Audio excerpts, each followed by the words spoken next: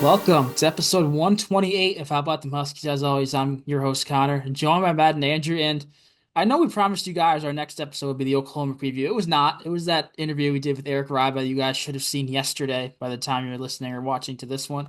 Go check that one out now if you haven't, then come back here or listen to this one, do that one. I don't care what order. Just make sure you check out both because this is going to be a very informative preview. And that was a very fun interview to do with Eric. Really laid back if you didn't watch it. Lots of fun questions, especially near the end.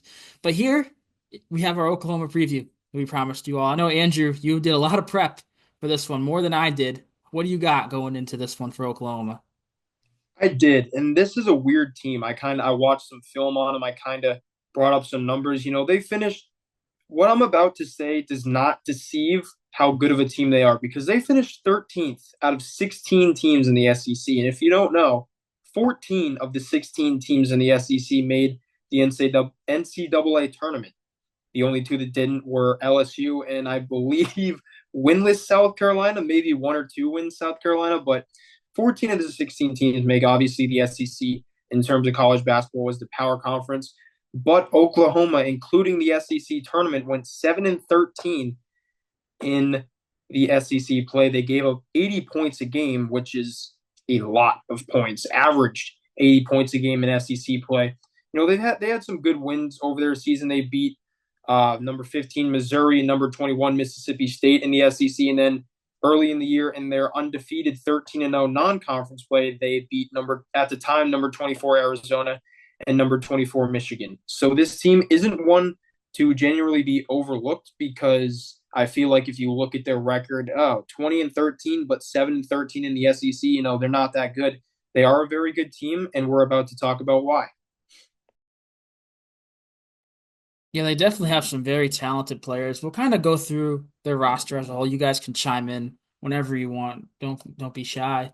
I feel like the guy we got to look at first off is Jeremiah Fears, the star freshman, mocked in the lottery in all recent mock drafts I've seen. He averaged 17 points per game as a freshman, their go-to scorer, 4 boards, 4 assists as well. Really complete player. He had some massive games. I believe he had 31 against in that win over Missouri, top 15 Missouri at the time. In that win over Michigan, he had 30. So he's a guy who gets his buckets in bunches and against top teams too. He's not putting up, I mean, he's still doing well against those other cupcakes, but he's not having his best performances against lower level teams. He steps it up when the lights are brightest, and the NCAA tournament lights are going to be very bright. I feel like Fears is definitely the guy we should touch on first. And he's a guy that if you lose this game, if you're UConn, that's probably the main reason why. He's a very good player. The last mock draft I saw had him going 11th, but not that that necessarily matters in the grand scheme of things. But the points don't tell the only part of the story. He averaged 4 rebounds and 4 assists as well. So he's a very, very overall good player. We'll get into our matchups to watch later. My hint is that our best defender on him is going to be my matchup to watch. But he is also the only freshman in the Sooners starting lineup. They run 4 seniors, and that one freshman off the bench. They even have 2 seniors, a freshman and a sophomore. So this is a very veteran heavy team here in Oklahoma. But yeah, Fears, it's going to be tough to contain him. The guy I think is going to be guarding him is going to do a pretty good job. But, we've had games like that in the past where one guy's killed us. Teddy Allen, I feel like it always happens to us in big games. Jemiah Neal killed us for Creighton, Teddy Allen for New Mexico State, and a million others. So Connor's right. If we do lose the game, he's probably going to be one of, if not the biggest reason why. And if you're the only freshman in a team of essentially six seniors getting any viable minutes, I mean, that means you have to be doing something right. Just because he's a freshman doesn't mean he should be taken lightly. We see guys all the time go off in these tournaments, and they're built to go kind of deep. They got a lot of older, more experienced players who have, played in games like these before. But my biggest takeaway right now is the fact that they gave up 80 points per game in SEC play. I really think that we could kind of match that total and maybe go a little bit over it because we have so many guys on the floor, Solo Ball, Liam McNeely, Alex Caravan, who could catch fire. Not going to go too deep into it right now, but if they don't, come out and do their job, it could be a long night for them just as easy as it could be a long night for us. And it is a little scary to see that number Andrew mentioned, 13-0 in non-conference play. They've had struggles this year, sure, but sure all 13 of those losses were against SEC schools. We're not an SEC school at least yet. Maybe we'll go there eventually in this wild world. Who knows? But for this game, UConn's not in the SEC, and Oklahoma has beat every single team that they played that is not in the SEC. We were like that last year, or not last year, the year before. We were like that. We were undefeated in non-conference play. Last year, we had that hiccup against Kansas, who we have a chance in this region to maybe play again. I thought we'd be playing them in the 8-9 game. It's Oklahoma, but yeah, I feel like the next guy, if it's not Fears, Jalen Moore, who's kind of like a small ball four for them. He's 6'7". He's the second tallest player in their starting lineup. He averages 16 points, nearly 6 rebounds a game. He's a guy I feel like Alex Karaban matches up well with in the sense that they're similar size players, similar skill sets. Moore doesn't shoot as many threes as Karaban does, but I feel like toe for toe there, that's a pretty solid matchup. And after that, they don't have any other double figure point per game scorers. They have Duke Miles, who's the smallest guy, the point guard. He averages 9.5. You have Bryson Goodine, who's been all over the block in the Northeast. We probably should hate him, seeing he went to Syracuse, then to Providence. Was it Fairfield last year? Which we don't have a reason to hate Fairfield, but those first two schools especially shouldn't like him. He's the guy that can light it up and easily knock down 3 or 4 threes and be the difference in the game. And then in the front court, we don't really know what we're going to see. They've started Sam Godwin the past 2 years, including this year, obviously all year, but he was injured on March 5th. He has not played since. The latest update I saw is that he's day to day, and they're going to monitor him going into this tournament. If he doesn't start, they have a guy who we played at Alabama last year. You don't remember him because he didn't do much for Alabama last year. Mohamed Wagyu? Wagyu? I'm going to go Wagyu because that sounds fun. Wague. He's just a big body, really inside. He doesn't really do too much. But that's their starting lineup. I feel like outside of those top two, not that scary on paper. Yeah, if I had to lean a certain way with Sam Godwin, I would lean not playing because I think me and Connor saw the same report today that he's still rehabbing it. But we're not really here to, spread rumors or anything. But I would lean towards no. But either way, I feel like our bigs can handle their bigs. Especially we'll go with Wagyu, who averages 3.7 points and 2.8 rebounds. I think this is where we win this game is down low on the block because I feel like Samson might even turn into a traditional center in this game, or we make Muhammad foul him and Terrace Reed can go to work on the post. Either way, what I saw from this Oklahoma team is that they're a shoot first offense. They don't really look to the post, given that their people that play forward average 3.7, 2.8, and 6.5 points a game. So they're not really looking to the post like a lot of teams we've seen. They are a shoot first offense. But what I will say is that if we are sluggish on defense and we don't get right up in their face when they're bringing the guard up, they'll make us pay because they'll shoot from all over the floor and they'll make them all night long. To me, honestly, this is looking like Lob City to start the game off. I think we get some easy buckets pretty early on. I think Sampson, he always finds a way to end up in foul trouble. But those first 5 minutes are very important in this game because if we can build kind of a head of steam, and sort of be able to get baskets that we wouldn't normally get, put some extra points up on the board. This is one that we could easily run away with. Wagyu averages less than half a block a game at point 3. And that lack of defensive stability in the middle is going to be hard for them because we just have so many aggressive drivers. Even Sampson, like I said, coming off lobs, Terrace is a big body in the middle. But guys even like Karaban and McNeely, they like to impose their will on the paint. They like to get to the basket and get easy buckets. Like I've said before, like if they don't find a way to manage that and get some production from anybody else, their power forward is going to be 6'7", and mainly on the perimeter with Karaban. It just could be a long night for them. A lot of their predictions are going UConn's way, and I mean I feel like it's clear to see why, but I mean the rest of this team is just too good to kind of understate. You need to be able to take this game serious.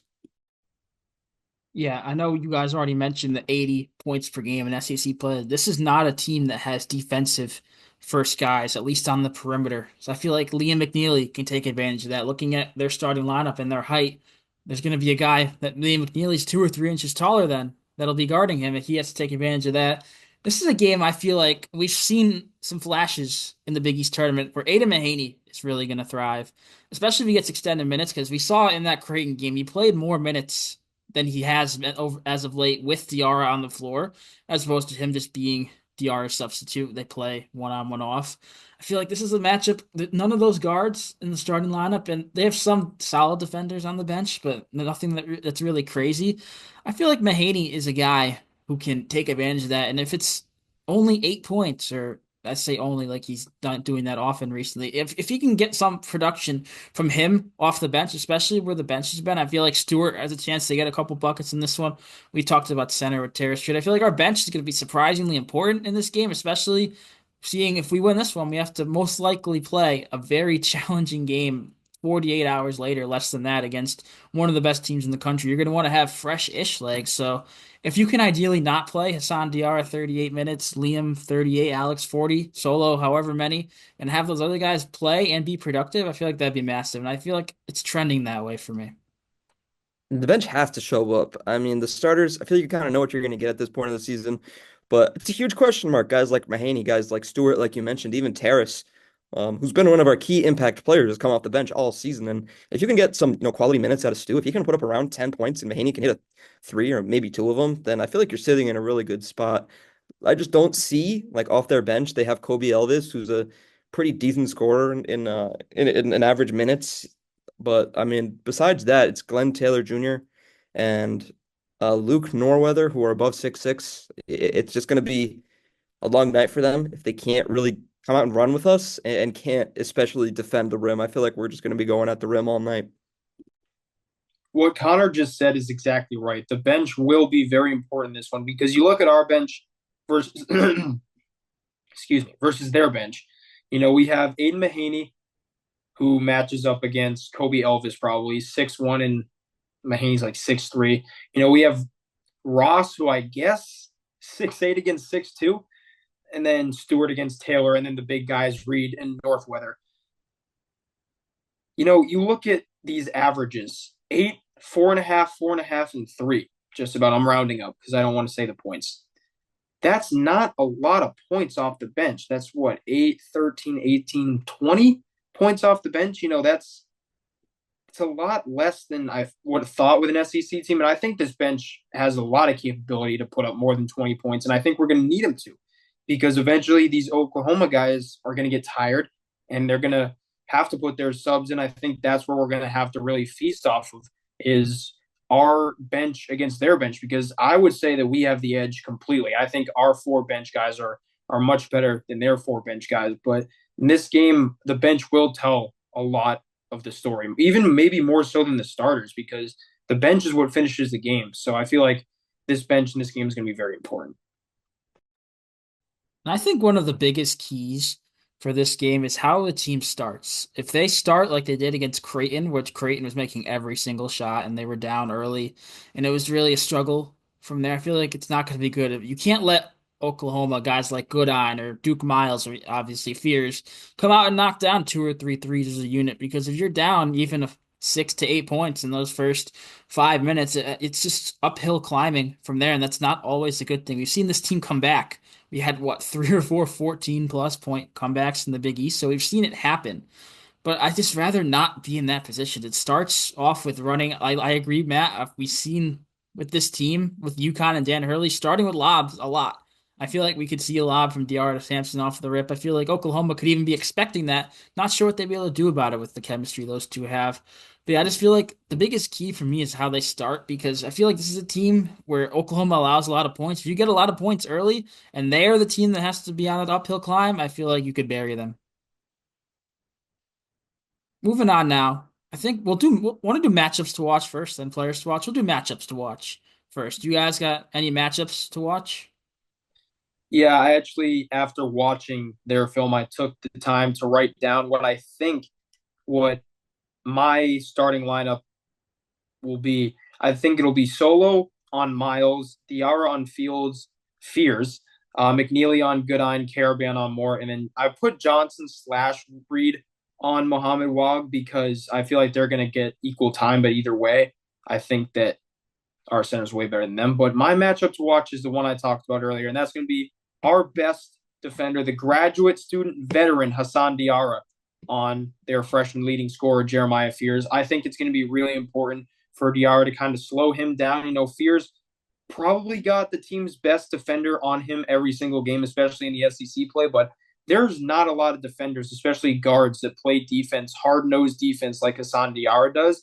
And I think that's going to be really important. Him, obviously, he's not going to be able to hold him to 0 points. That's just foolish to think that he will be able to. But I think that kind of Diarra putting him in his place right away, and obviously not like hitting him or anything, but kind of just, telling him like, yeah, I'm guarding you, you're screwed. I feel like that's kind of going to be the important. That's goes back to how we start. If that kid hits 3 or 4 shots in a row on Diarra, we're in trouble already because he knows that he's going to be able to hit shots over whoever he wants. So for my matchup to watch, I'm going to take Diarra on Jeremiah Fears. There's no doubt in my mind that, this whole game, offense and defense, to me, at least it's going to run through Alex Caravan. I mean, he's your guy back-to-back years who kind of, in a way led your team. Not necessarily as a general, but just as, an efficient scorer, a great defender, and constantly getting better. He's Hurley's guy this year, and I think this is the time where this starts to kind of show. I don't think that Alex Caravan is going to be, getting buckets all night, dropping 30. I think that they're just going to allow the game to freely flow through him in a way that frees up other guys. It wouldn't surprise me if Alex Caravan scored like 10 points, but guys like McNeely and Solo Ball combined for like 50. It really wouldn't surprise me. I think Alex Caravan is going to just kind of be a floor general, kind of like we've seen from Haas all year. I just think he's going to go out there. He's going to kind of stand, maybe towards more the elbow, maybe towards the nail, kind of in the middle of the floor. Um, we just talked about Eric kind of standing in the middle, catching the ball and moving it quickly. I think we're going to see a lot of that from Caravan. I think, like I said, he might finish with like 10 points, but it wouldn't surprise me if he had like 6 or 7 assists. I just think that this game's going to run through him, especially with Jalen Moore on him, because you have Wagyu on either of the bigs, and then Jalen Moore, and then from there it's a free for all. You don't know who's going to stop who. That's why I said I feel like this game we could score 80, 90 points easily. I just think that we're going to have so many good looks between McNeely, I mean, even Caravan and Solo Ball, and that down low presence. I just don't see how they're going to stop us, from any level. And I just think that Alex Caravan is going to be at the center of that. And those scoring 80 to 90 points would be a good warm up for a potential matchup against Florida because scoring 80 or 90 is probably not enough against Florida with how potent their offense is. But I want to go back to Andrew's point real quick, then I'll make my matchup to watch. Hassan Diarra, as of recording yesterday, celebrated his 24th birthday. Jeremiah Fears just turned 18 in October. I'll just leave it at that and let you guys determine that. Obviously, Fears is a very talented scorer, been doing it all year. But DR is an experienced defender. Even if he's a little smaller, I trust him. But my matchup to watch, I'm going to go Liam McNeely on. You put Bryson Goodine. I agree it's going to be Goodine based on who everyone else matches up with. McNeely has to physically dominate on both sides of the ball against Goodine, whoever they throw on him off the bench as well. This is maybe a McDouble game for McNeely. I feel like he's going to need to crash the defensive glass, especially with some smaller guys for Oklahoma. I feel like we could easily see him get a double-double, which we've seen him do on occasion this season. I just feel like he has to make himself known. March is for guys to break out. Even if they're very good players, that you could still break out. I don't think he's going to have his best career game because he's not going to top that 38-point outburst at Creighton. But I agree. I could see, like you said, him and Solo combining for 50. I could see Liam getting nearly 30 and Solo not far behind him. I feel like it's that type of game. Oklahoma allows points like that. But yeah, Liam McNeely in my matchup to watch against Goodine. I also feel like he's going to give Goodine a tough time on the defensive end. Goodine's a guy who likes to take threes. McNeely's lengthy. He's bigger. He can disrupt those threes. Should be a successful day in the office for McNeely if he hopefully doesn't replicate that last game against Creighton where he went 6 for 20. Now I'm going to look at the offensive side of the ball in this matchup. You know, we obviously have mentioned it a million times, the 80 points per game in SEC play, but even in watching their film, they don't play interior defense very well at all. So I'd love to see, like Matt talked about, open looks. Obviously, if they're there for him, don't pass them up. But if anything, I would love to see McNeely take the ball in the post and post up Goodine because I don't think that he'd be able to guard him in the post. And if that happens, if your three is posting up, Oklahoma's going to kind of say, what in the world is happening? You have three people that can post up and then the other two guys can shoot threes from whenever. I mean, what did DR make? 18 in a row to start the Creighton game? I mean, holy cow. So I just think that we match up very well against Oklahoma. I feel like there's more positives on our side against them than negatives. Obviously, the negatives are that if we don't play perimeter defense, they're going to kill us with the three, and the three is what really puts teams to bed. You got always got to play 1 point back. So I think that overall the offense is going to kind of start inside and then slowly move to outside, look for the threes. But I agree. I think we're going to start this game very fast and we're going to put them away decently early. You also have to keep your foot on the gas. If you go up by a handful of points in the first few minutes, don't be settled. Okay, we're up by 8. If they make a three, it's not the end of the world. We're still up by 5. You got to go up by 18 when you're up by 8. And after that, go up by 28. You can't leave any room for error because single elimination, your season, for some players, their careers are on the line starting on Friday. But we'll do our last segment and wrap up here. Our players to watch. We could talk about anybody, but you guys got anyone you want to single out for the Huskies for your players to watch? I kind of just uh sorry, Andrew. I kind of just jumped in, but I made the point about Caravan kind of distributing, and I mean those two guys that are going to be on the wing for this game, I feel like are going to make a major difference. I'm gonna go with solo ball because I feel like they're gonna be so worried about all the size down low and be so worried about containing these two that Solo Ball is just going to find himself free. And I mean, you can't leave Solo Ball free. He shoots nearly 50% from three. So I'm looking for a big night from Solo Ball, possibly a career night.